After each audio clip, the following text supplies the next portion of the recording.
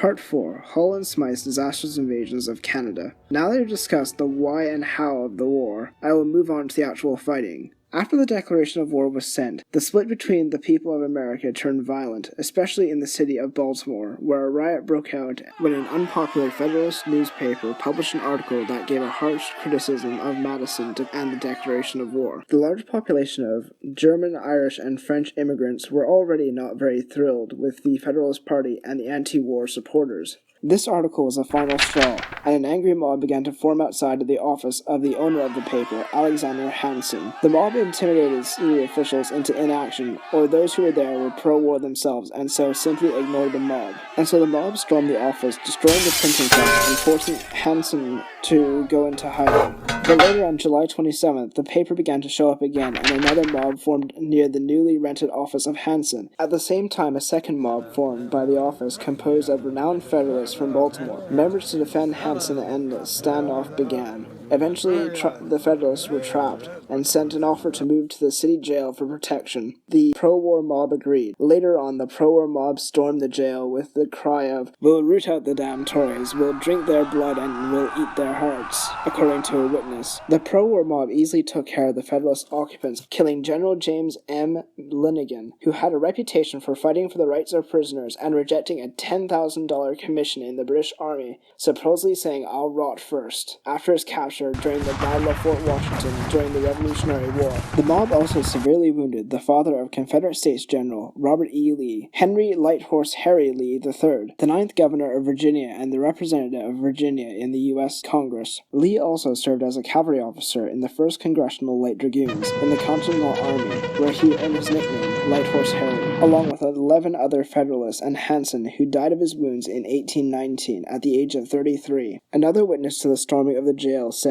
"All I ever read of the French Revolution does not equal what I saw and heard last night." Later, the Democratic Republicans defended this violent retribution, saying that the Federalist protests made them disloyal Tories, saying that they were a threat to American security. After this unrest was quelled, the Americans put their invasion plans into action. Well, sort of. They planned to attack Canada in 3 places at the same time, to overwhelm the British and native defenders, but their army could not because they were not prepared and communications were not organized. They attacked their invasion targets one by one, starting with the Great Lakes region. This first invasion was led by General William Hull, who was nearly 60 years old by the time of the war. The U.S. troops began to move into position on May 25th. Hull went to Ohio and took command of 3 regiments of U.S. militia and 300 regulars from the 4th U.S. Regulars and elements of the 1st U.S. Regulars, began to march to Fort Detroit. Once he arrived, he would be reinforced by the fort's garrison, 118 men, from the 1st Michigan Militia. His forces would then add up to 2,500 strong. The first part of his plan was to garrison the forts around Fort Detroit. Hull planned to do this by marching his men through the rough terrain, including the Black Marsh, where horse teams were reportedly up to their belly in the morass. This was possibly to save time or to not reveal their plan.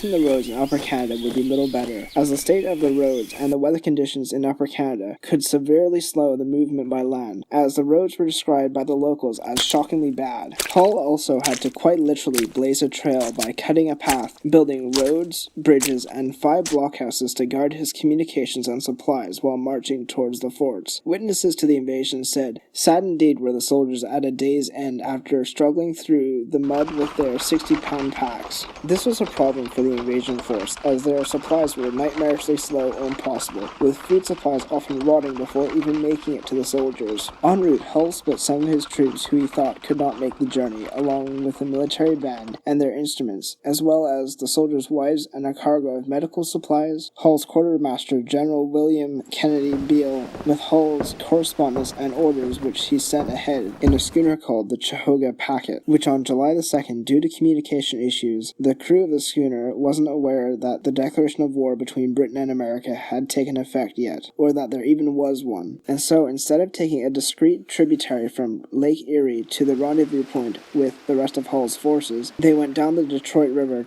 Keep in mind, the soldiers that the schooner was ferrying were not in good enough condition to fight, and the muskets that they had were below deck, and so the schooner was defenseless. The Chihoga was spotted by the provincial marines and their commander, Lieutenant Rolette, and they could not believe their luck. So he and 12 armed sailors left Fort Armitsburg and paddled for the American transport schooner. Although they were outnumbered, the American troops were unarmed, so after Lieutenant Rolette's boarding party fired a warning shot, the Chihoga surrendered, and so Rolette captured the schooner, along with the soldiers and supplies, and sailed it to Fort Armitsburg. To add insult to injury, Rolette commanded the band to play God Save the King en route to the fort. As soon as the prisoners of war were off the boat, the garrison of the fort unloaded the supplies and found the papers that were on the ship, which gave them invaluable pieces of information to the British garrison in the Great Lakes region. It was the invasion, where it was going, their numbers, and the American forces' biggest weakness, which was General Hull and the Americans' fear of the First Nations warriors. He believed if they lost to the First Nations troops, they would take no prisoners and they would kill all the civilians as well. Quote, I fear a killing of many people, of women and children by the Indians, including Tecumseh, end quote. This sentiment was shared by many of the American soldiers and militia, describing the native warriors as demons from hell. This information was extremely useful for when the British wanted to take Fort Detroit,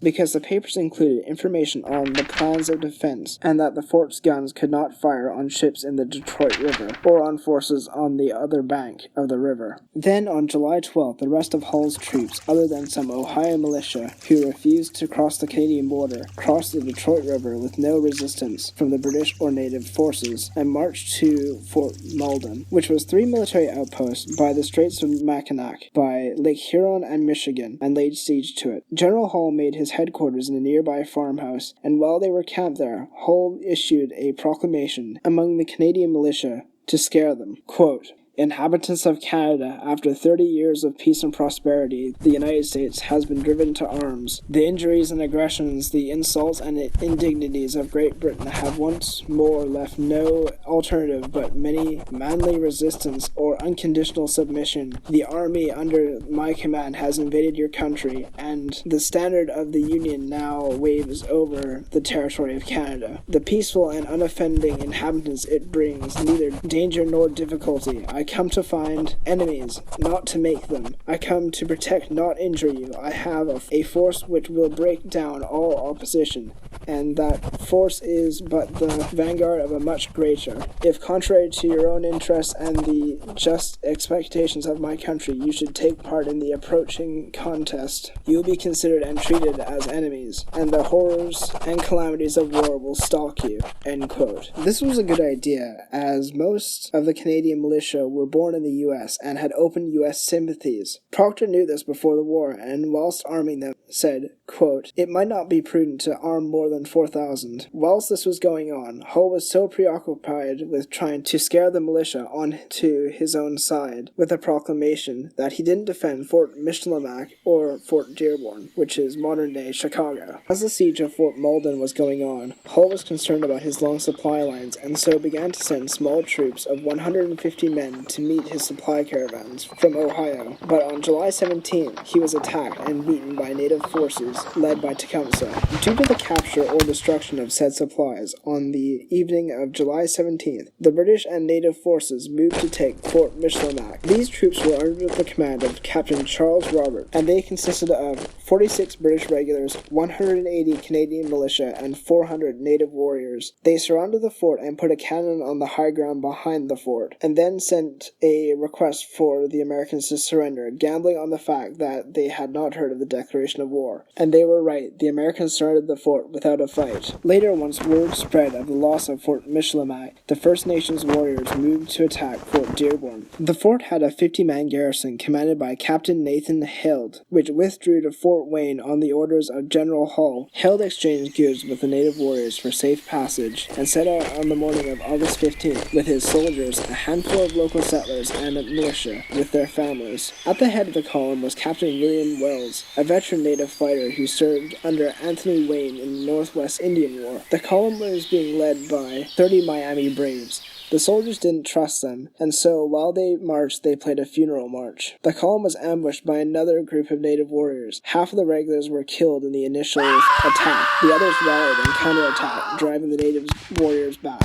While they were doing this, they separated from the baggage train, where most of the settlers were, including women and children. The Chicago militia guarded them, but they were quickly overwhelmed, and the majority of them were killed during the fight. Wells was beheaded and scalped. The Miami guys fled during a pause in the fighting. The remaining American soldiers held parley in which the natives said that if the Americans surrendered, none of them would be hurt, and they agreed. On the way back, they passed the baggage train with the body of the Chicago militia and the civilians. Once back at the fort, the natives began to torture and kill the captives, which went against the request made before the war by Isaac Brock, which states, "You must abstain from scalping the dead and ill-treating your prisoners. Promise me that, and I shall give you all you want." End quote. The Americans left the fort and the natives burnt it to the ground. The soldiers' casualties were 38 killed and 28 captured, and of the civilians, 14 were killed and 13 were captured. Amongst them was both Captain and Mrs. Held, were both badly wounded, but survived the battle, but died at the hands of the natives.